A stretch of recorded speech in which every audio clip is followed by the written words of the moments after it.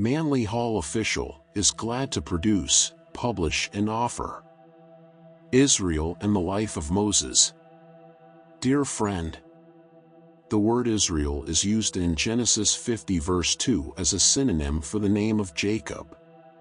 This verse reads, "And Joseph commanded his servants, the physicians, to embalm his father, and the physicians embalmed Israel." In the Kabbalah, there are 7 keys to the meaning of Israel. Of these, the historical is the least significant. The word literally means God is a warrior. In Genesis 32, Jacob's wrestling with the angel is described. The angel blesses Jacob and says, in the 28th verse, "Thy name shall be called no more Jacob, but Israel." From this, it is evident that the accepted translation of the word is hopelessly inadequate. The true meaning of Israel is the objectified power of God, the divine power as manifested through the universe, of which the heavens, with their stars, are the highest visible part. If you're enjoying this video and finding value in the content, we kindly ask you to take a moment to subscribe to the channel. A large portion of our listeners and viewers haven't subscribed yet, and by doing so, you'll help us grow and continue bringing you more high-quality audiobooks. Your support means a lot to us, and it's just one click away. So, go ahead and hit that subscribe button to stay connected and never miss out on our latest releases. The cosmological key reveals that by Jacob, we are to understand the sphere of the fixed stars, the same celestial world which Pythagoras calls the parent of all terrestrial things. In Greek mythology, the starry heavens are called Argus, god of many eyes. These eyes are the archangels and the celestial hosts, for it is written that the eyes of the Lord run to and fro throughout the whole earth. The word earth in this sense means the world or the universe.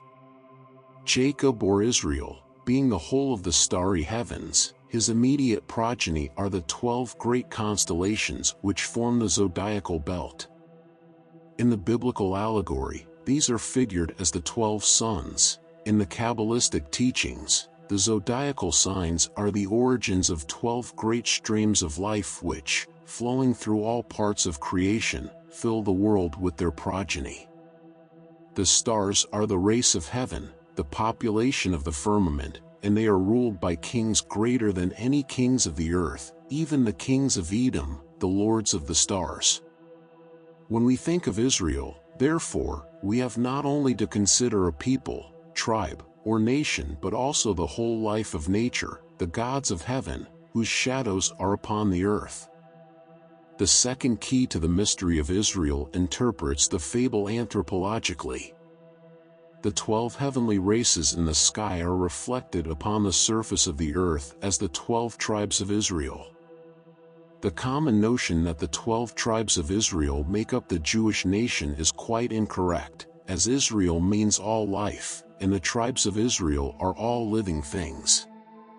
Israel is a generic term for humanity as a collective whole, regardless of race or nation. When this collective humanity is signified by a single term, it may be called Adam or, again, Jacob. Both represent humanity. This is in the same sense that we use the word man to signify either one man or all men. The wanderings in the wilderness. The opening chapter of Exodus is devoted to an account of the oppression of the Jews in Egypt. Here again, history becomes the instrument of secret metaphysical tradition. Egypt is not a country in this account but a condition of consciousness. The story of the wandering of the 12 tribes is identical in meaning with the account of the prodigal son, who took his patrimony and went down to spend it in the flesh pots of Egypt. Natural processes are accomplished by 2 cosmic motions. One of these is termed involution or the descent of life into form. In this process, units of radiant energy take upon themselves ever more of the material elements until they are hopelessly obscured by the forms with which they have surrounded themselves. This state is typified by the seed, the hard shell, and the living germ within. The second cosmic motion is evolution. This is life releasing itself from form by the process of growth. It requires billions of years for the cosmic plant to grow up, but by the evolutionary process, all things are ultimately released from form and are restored to their divine state. The bondage in Egypt represents evolving life at its nadir. Involution has reduced the spiritual monads or germs to a condition of complete impotence by enmeshing them in material elements. Physically, this corresponds to the period in the evolution of life when nature consisted entirely of monocellular organisms. Gradually, over a vast period of time, evolution released through these cells the entities which we now term plants, animals, and men. The wanderings of the 12 tribes, therefore, represent the ages of growth and development, the slow and painful courses of evolution. The third key to this ancient allegory is truly mystical. The human soul in a state of complete materiality is in bondage in a land of darkness.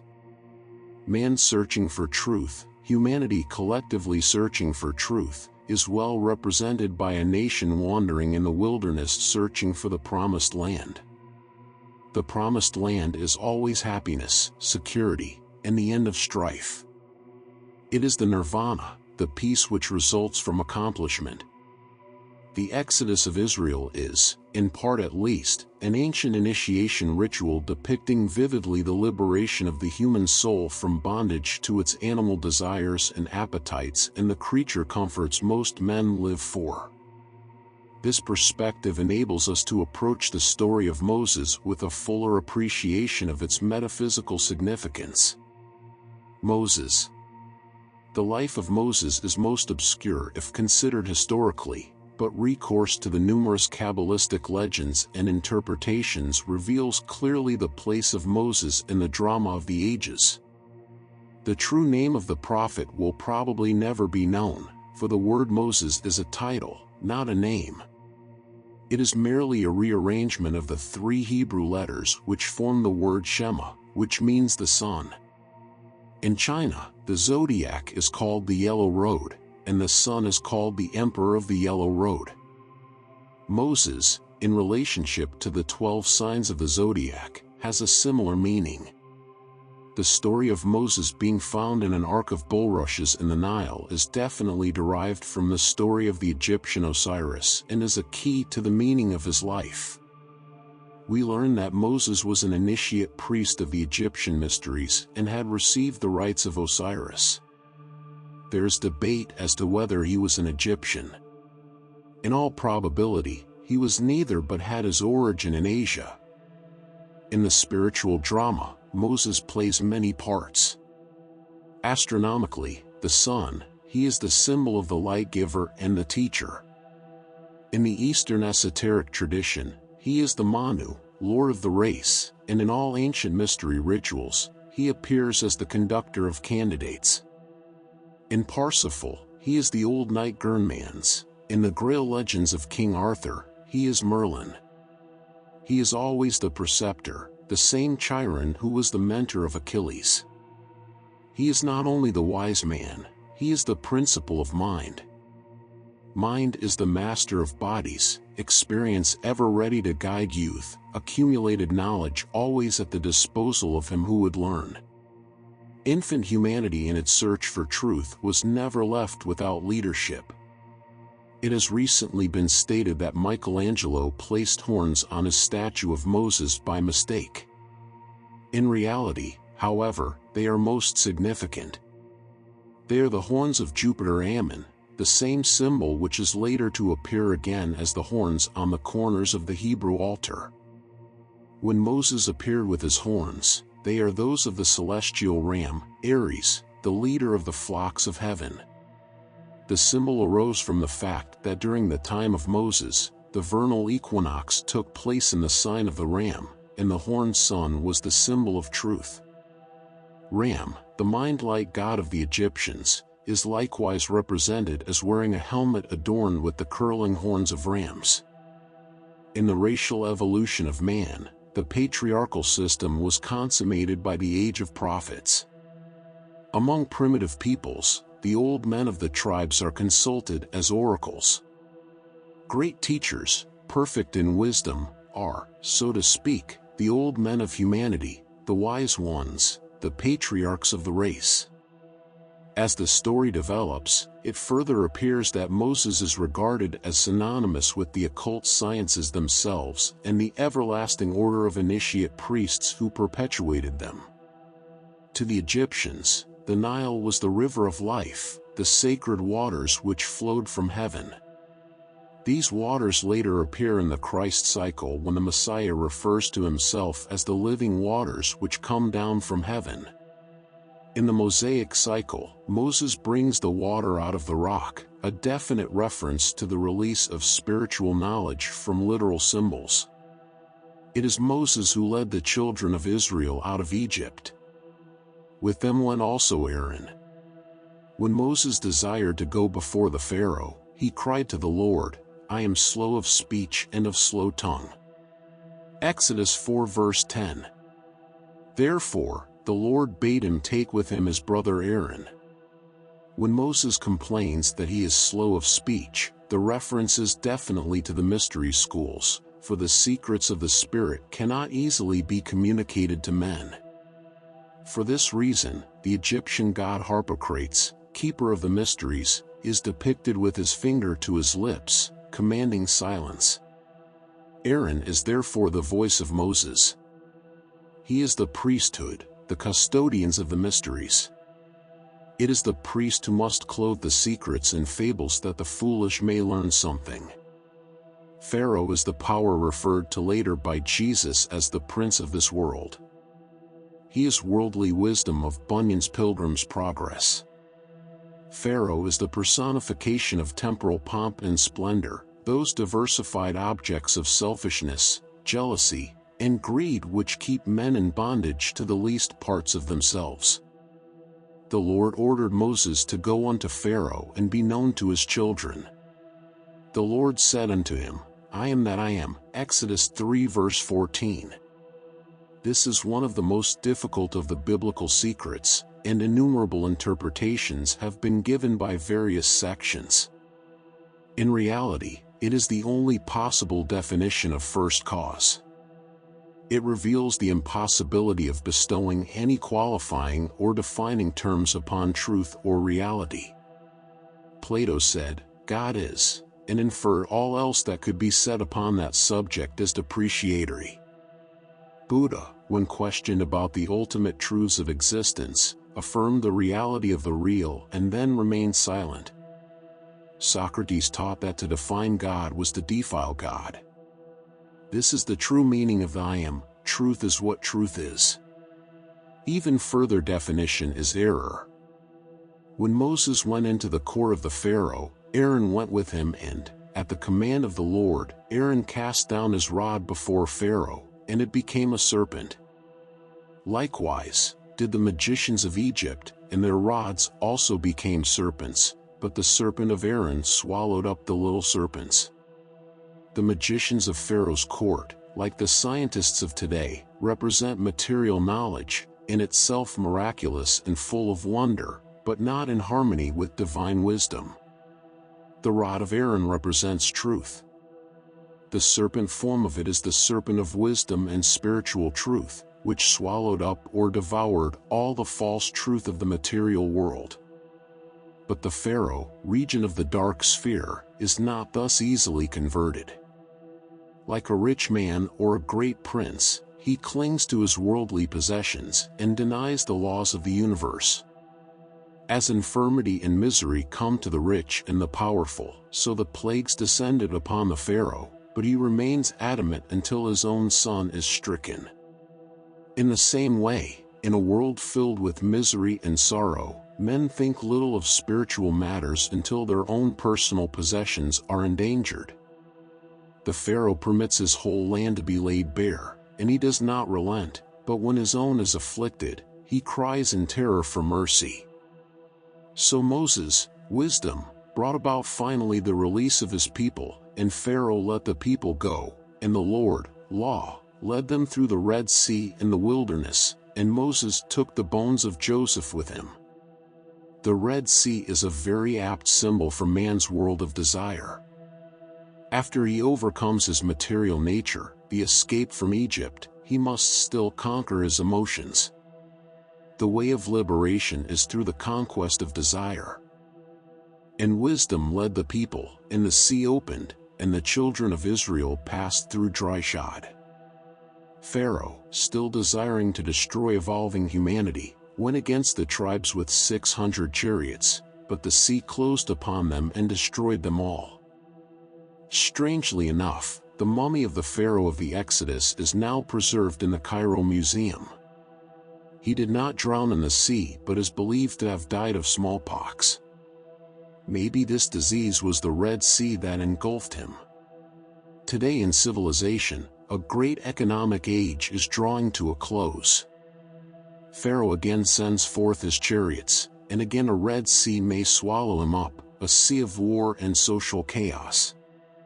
Selfishness, pride, and greed must always be destroyed by the flame in men themselves, devoured finally by the fire of their own passions. The children of Israel, humanity, go forth on their wandering, 40 years in the desert of waiting.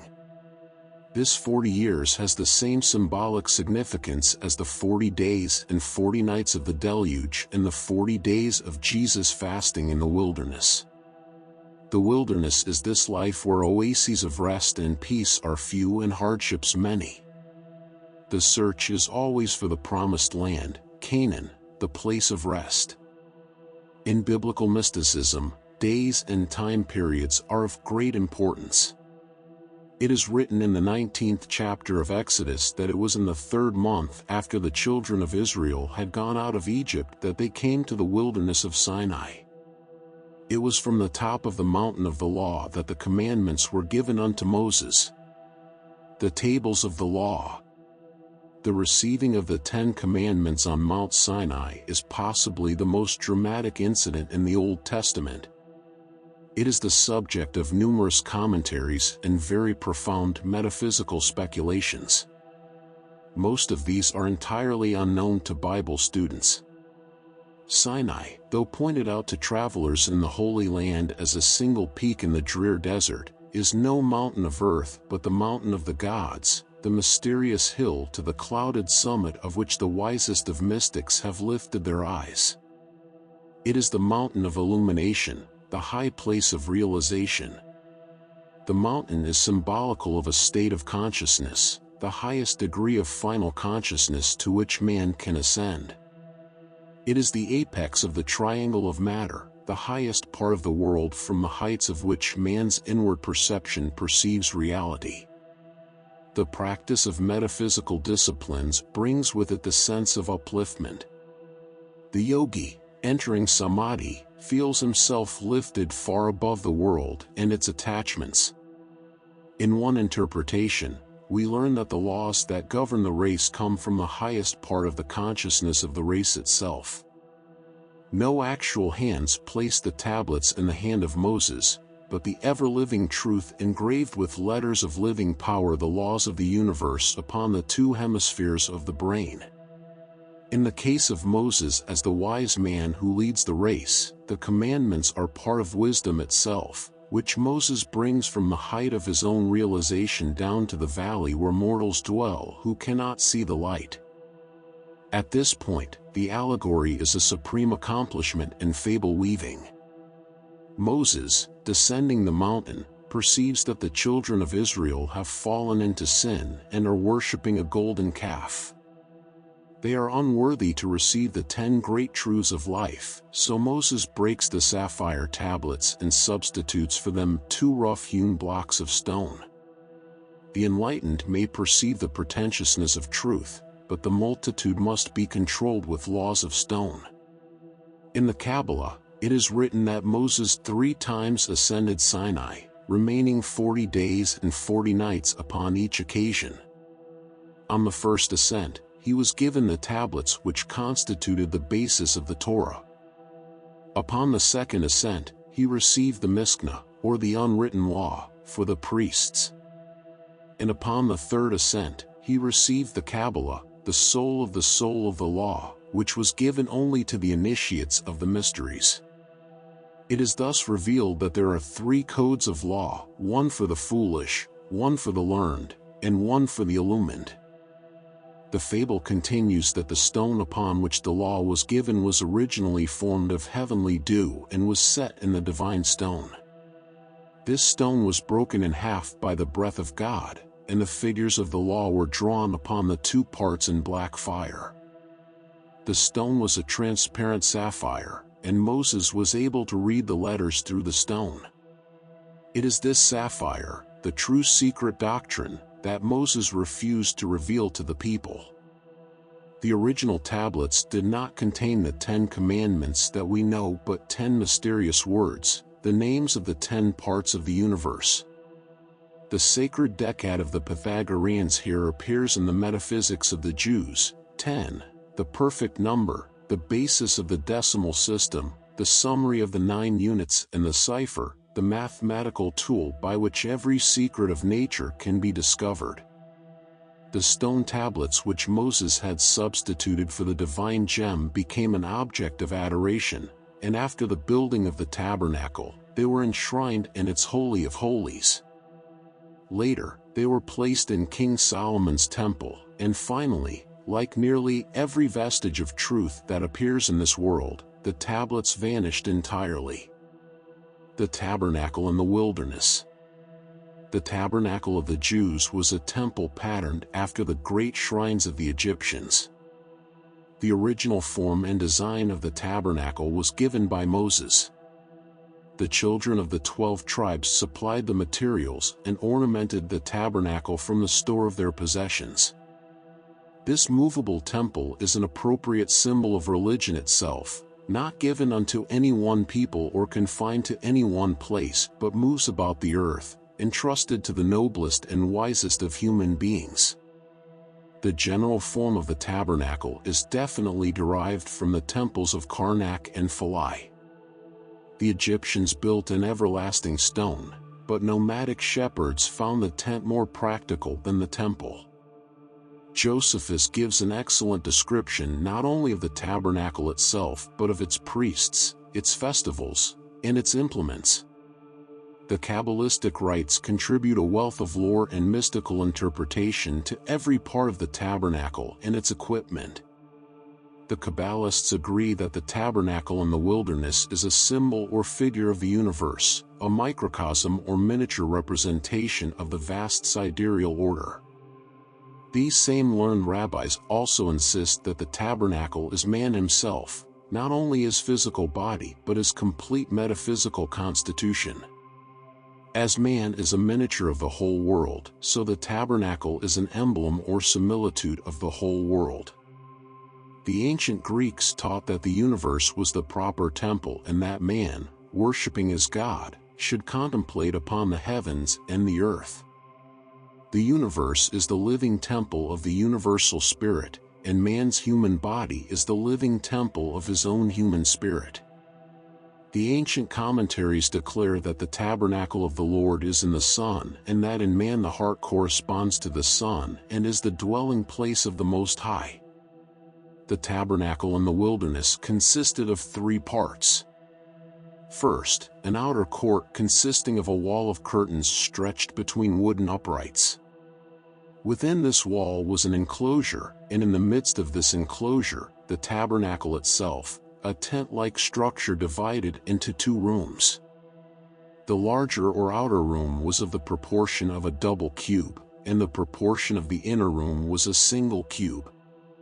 The outer room was called the holy place, and the smaller inner room the Holy of Holies. These 3 parts of the tabernacle were symbolic of the 3 parts of the universe. The outer courtyard represented the elements, the symbols of material or mundane existence.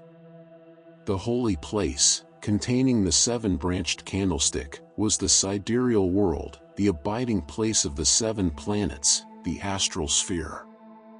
The smaller inner room corresponded to the sphere of the fixed stars, the heavens or constellational diffusion. The cherub figures woven upon the hangings of this inner room represented the star angels, whose patterns, filled with eyes, are embroidered upon the curtains of heaven.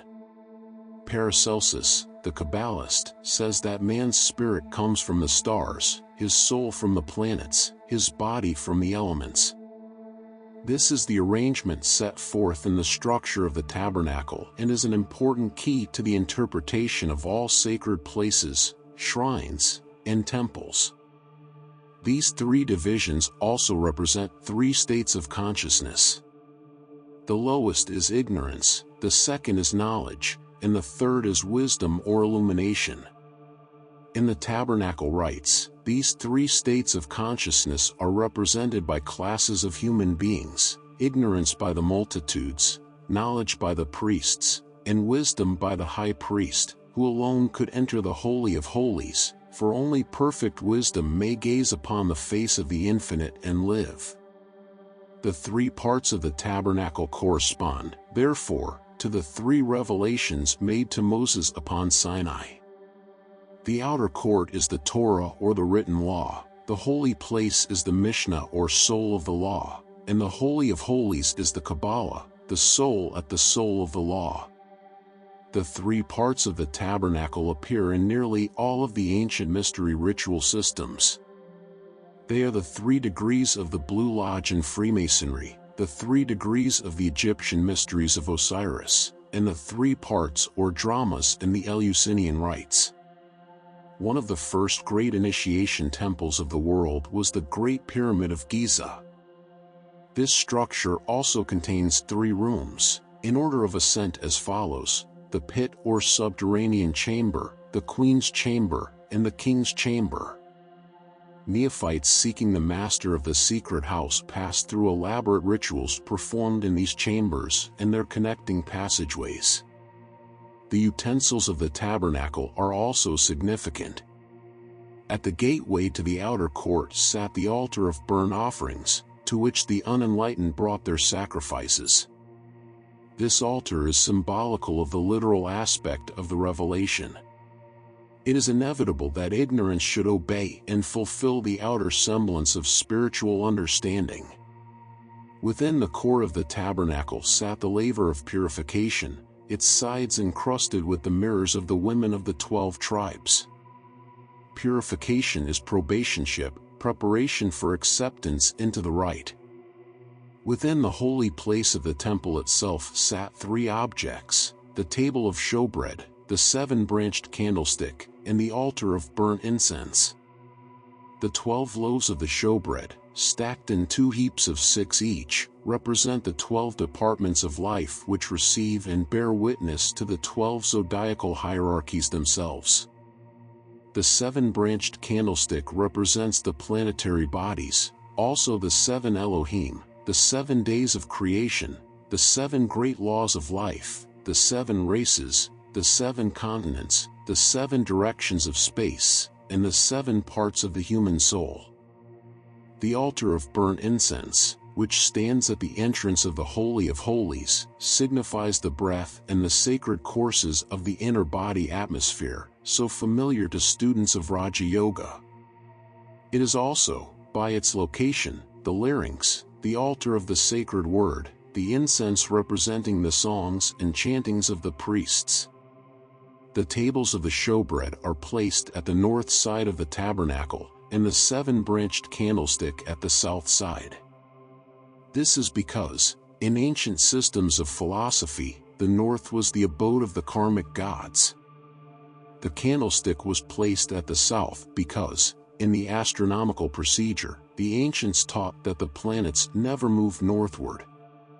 Certain Hindu schools teach that the 5 elements are symbolized by parts of the human body as follows: earth from the feet to the knees, water from the knees to the waist, fire from the waist to the throat, air from the throat to the forehead, and akasha or ether to the crown of the head.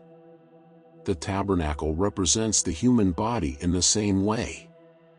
The altar of burnt offerings represents the earth, the laver of purification, the water. The candlesticks and the showbread are ascribed to fire, representing the 2 extremes of the emotional nature, the altar of burnt incense is the air, and the Shekinah, which hovers over the Ark of the Covenant, is the akasha or ether.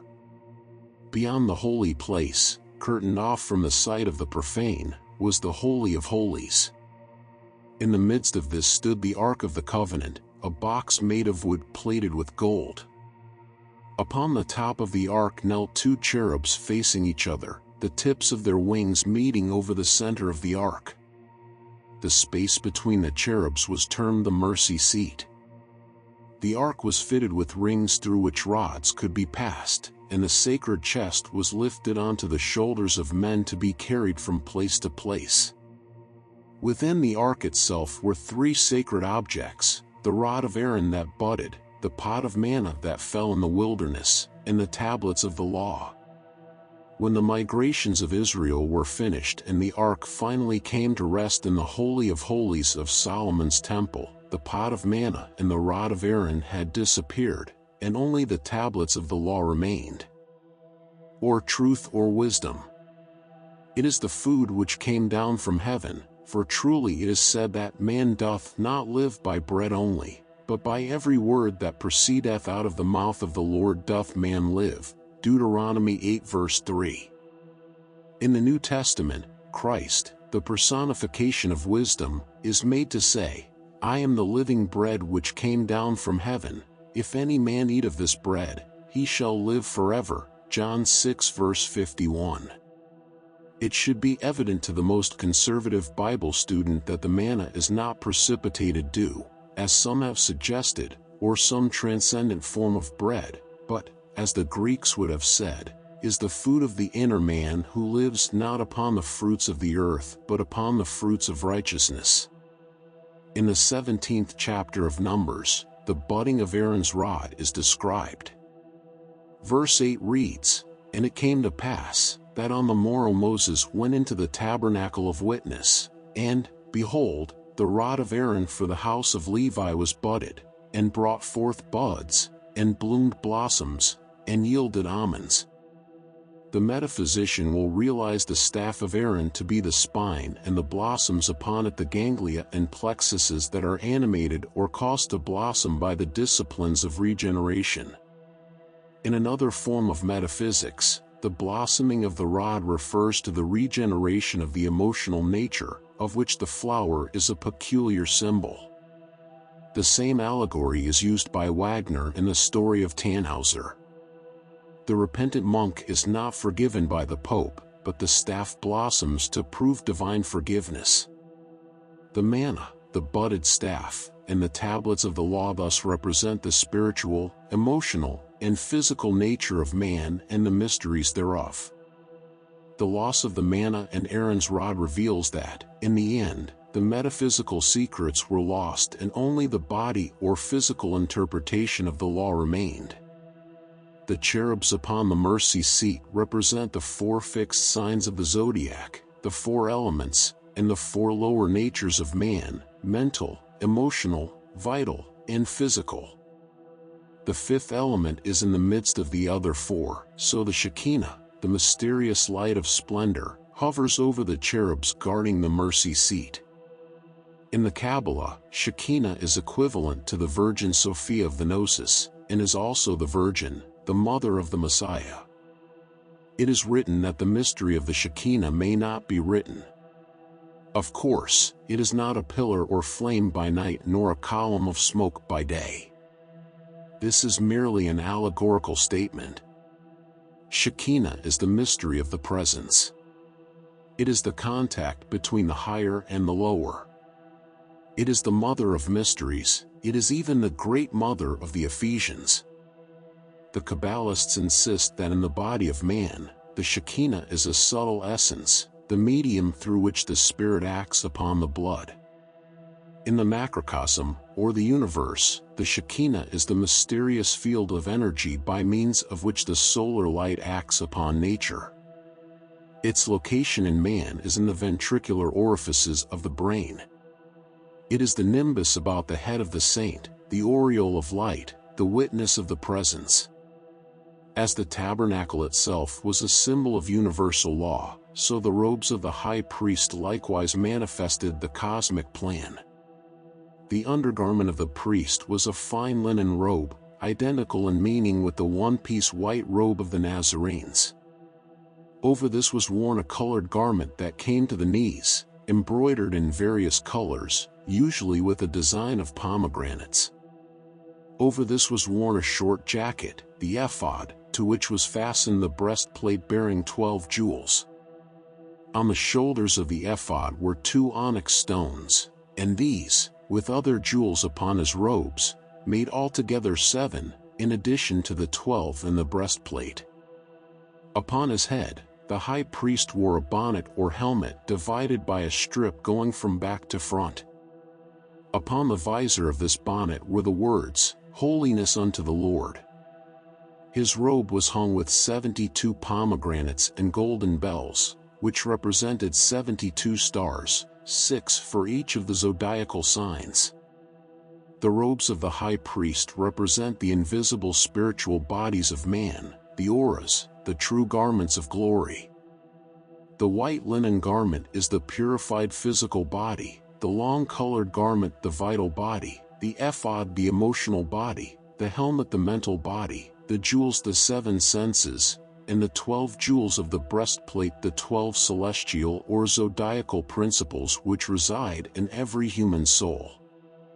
The priest, therefore, represents the manifested glory of the microcosm, the divine man robed with power. It was this high priest, whose garments revealed him to be the perfected initiate, a divine man, alone who could enter the Holy of Holies and converse with the power that hovered over the mercy seat. In simple words, only the adept can perceive universal realities without the veils which obscure them from the eyes of ordinary mortals. The death of Moses in the 34th chapter of Deuteronomy is described the death of Moses. In verse 1, it describes how Moses went up unto the mountain of Nebo. The ancient Phoenician god of learning was Nebo. The word itself means height in the sense of the height of wisdom or of learning. From the top of Mount Nebo, Moses saw the promised land, but he himself was not permitted to enter therein. So Moses, the servant of the Lord, died there in the land of Moab, according to the word of the Lord. According to the commentaries, the Lord of Israel himself buried Moses, and he hid the grave. No man knoweth of his sepulchre until this day. Moses was not permitted to go into the promised land for the reason that Moses represents the personification of the intellectual principle. He is the teacher.